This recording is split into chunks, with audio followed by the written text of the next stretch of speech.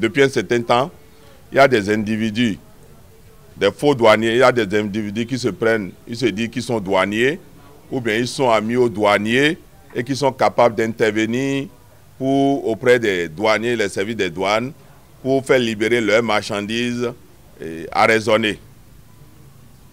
Et il y a d'autres qui vont voir les gens pour dire que la douane veut vendre des véhicules, la douane veut vendre des motos, et ils soutirent des sommes d'argent aux pauvres populations.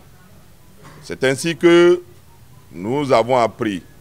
La propriétaire, celle qui a été victime, s'est rapprochée de nous. L'individu dont il s'agit a soutiré de l'argent à la dame.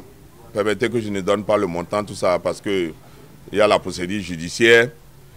Et je crois que c'est le vendredi, ce dernier maintenant, elle est allée réclamer encore de l'argent à la dame pour dire c'est la douane. Et c'est là que la dame s'est dit non, trop c'est trop, il faut qu'elle contacte le service des douanes. C'est alors que la douane a dit, et la dame a appelé pour dire, ah voilà, j'ai confié le dossier à quelqu'un, il m'a demandé de l'argent, j'ai donné, finalement, vendredi midi, de venir payer les frais de fourrière et autres, et qu'elle en a marre. Et nous étions étonnés. J'ai interrogé mon adjoint, j'ai interrogé tous mes collaborateurs. On n'a reçu personne dans ce cadre. Alors, les collègues de la police républicaine ont été informés.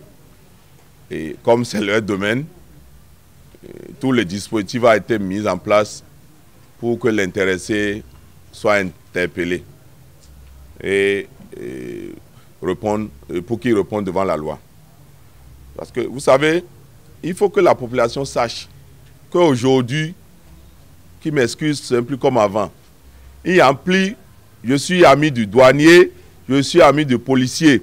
Quand vous avez quelque chose avec un service public, il faut que les propriétaires, les intéressés se rapprochent des services de l'État. Nous sommes au service de l'État et au service de la population. Donc, quand les gens vont le voir pour dire, je connais tel douanier, je connais le chef de service, je connais si c'est faux. Il faut que les intéressés même se rapprochent de nous pour dire, parce que nous sommes, tel que je l'ai dit, nous sommes au service des populations. Sans les populations, sans les âgés, est-ce que nous allons exister? Donc, actuellement, aucun agent des douanes ne peut prendre le risque de se prêter à ces pratiques de je connais telle personne, je connais telle personne. Aujourd'hui, aucun agent des douanes ne peut jamais traiter un dossier contentieux et prendre le risque de ne pas faire ce qui est prévu par les tests. Donc, ils n'ont qu'à savoir que désormais, ce n'est plus autorisé.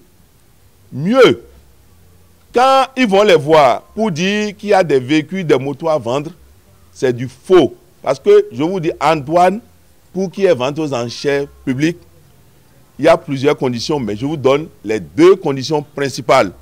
Il faut qu'il y ait une requête de confiscation, qui est l'ordonnance, signée par le président du tribunal territorialement compétent, et ensuite, ça doit être affiché pendant 10 jours. Donc, si quelqu'un vient les voir pour dire on veut vendre moto, il faut qu'il demande aux intéressés où est l'ordonnance de confiscation et est-ce que c'est affiché. Parce que il faut qu'on cesse de continuer à avoir des faveurs par des voies qui ne sont pas appropriées. Tout ce qui est vente aux enchères publiques, la loi dit vente aux enchères publiques.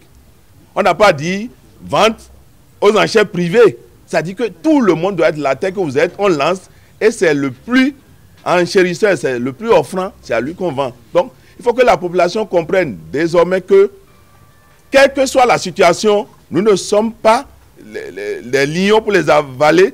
Quelle que soit la situation, les services des douanes sont là pour répondre à leurs besoins. On va leur expliquer. Et aujourd'hui, vous êtes capable, quand on vous accuse d'une infraction, vous êtes capable de demander même qu'on vous cite les dispositions du Code des douanes qu'on peut appliquer. C'est dans leurs droits. Donc, que ça soit clair. Et il faut qu'ils sachent désormais, surtout les propriétaires qui agissent ainsi, la loi permet qu'on les prenne comme des complices. Si un propriétaire de marchandises ou propriétaire de véhicules qu'on a raisonné ne se rapporte pas des services et donne son argent, d'abord l'intéressé va perdre son argent. Je ne sais pas si il peut récupérer parce qu'un escroc qui vient, c'est parce qu'il est dans le besoin. L'autre chose, ils seront pris comme des complices. Parce que c'est parce qu'ils veulent avoir, c'est à cause de gains faciles qu'ils se livrent à ces pratiques. Pour être douanier, il faut avoir reçu la formation. Si vous n'avez pas la formation, vous ne pouvez pas vous dire que vous êtes douanier. Avant, ça se passait, il faut être honnête, où les civils se prennent pour intermédiaires. Mais aujourd'hui, c'est interdit.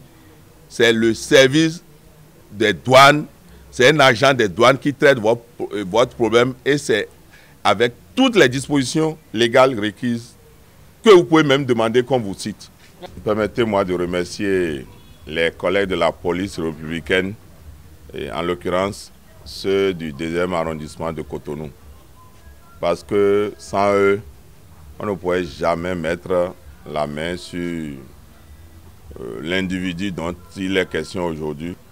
Désormais, c'est la synergie d'action entre tous les hommes en uniforme, police, douane et autres.